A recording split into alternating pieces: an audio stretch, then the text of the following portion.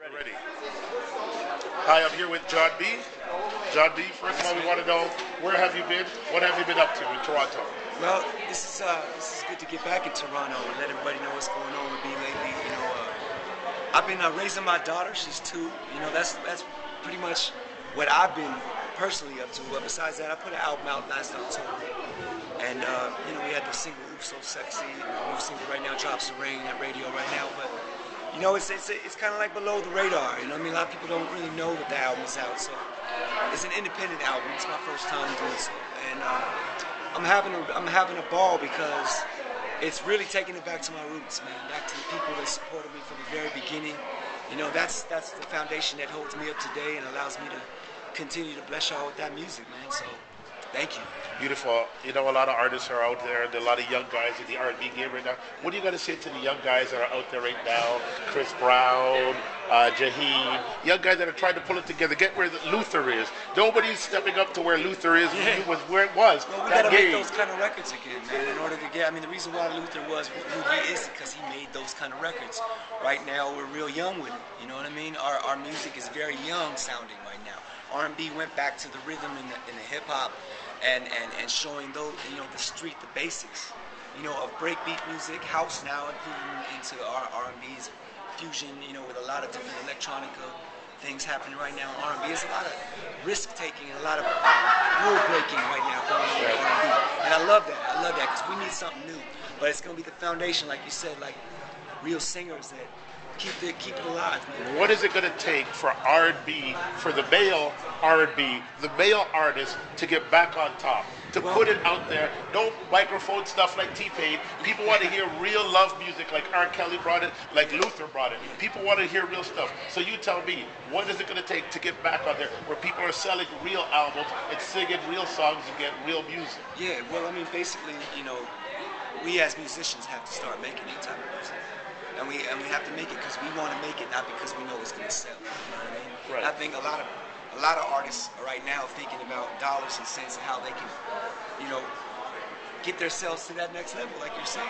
Right. But for me, the most important thing about the difference between the type of artist I consider myself and other artists out there is that I always take risks. Right. I took a risk by doing a record with Tupac back when no one was doing records like that. You know what I mean? Yes. And I took a risk by working with Jay-Z before anybody worked with Jay-Z. Right. You know what I mean? And keep it real, Coco. And I like to think of things as a DJ would think of things. Like, who would I want to hear? Who would be just the sickest combination? And that's the way that I thought back in the day, back in 1997, 1996. Right. And we're now thinking that way now. You know what I mean? So my thing is just, you don't have to necessarily fit into the times, and you don't necessarily have to do what everybody else is doing to create something fly and new and amazing. And I say, regardless of whether you got one person behind you or 1 million, continue to do you. Strictly. Are major labels necessary? Major labels are necessary if you're trying to put the type of sensationalism vibe that artists put out now. That the only artists that are really big are the people that are signed to major labels and that are doing that sensationalism. They got colognes, perfumes, sock and draw line. Come on, man. It's major marketing. It's much more than music. You're talking about acting, movies, all of that. All of that is not for me. I'm a musician, and if I can't make it doing music and blow up like the way that people want me to, then that's in my destiny, man. God is only going to give me what He has for me, and I'm perfectly happy with everything. Well, obviously, a great artist, a pioneer of ours, has passed about 48 hours ago.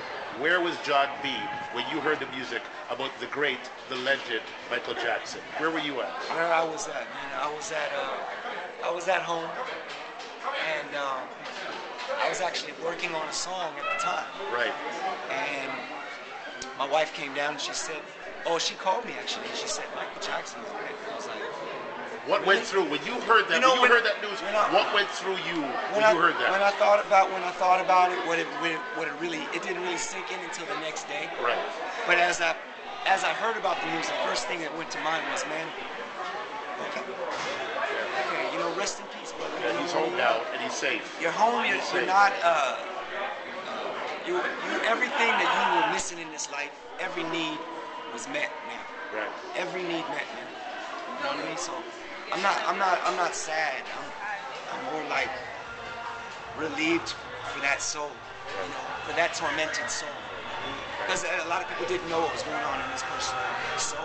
So to finish up, Dubby, we just want to ask you, what can we expect from the new album coming up? Man, you can just expect to hear more of my heart, more of my soul, more of everything I have to offer as a man, in the maturity of being a man who I consider myself, someone who's keeping it true right now. I got a 2-year-old. I'm married. I'm a true man. I'm terrible too. Holding it down. Terrible too. Holding it down on the road for my fans, and you know, talking about 15 years later, baby, I'm still singing. They don't know, all right? 'Cause they don't know. Thank you very much.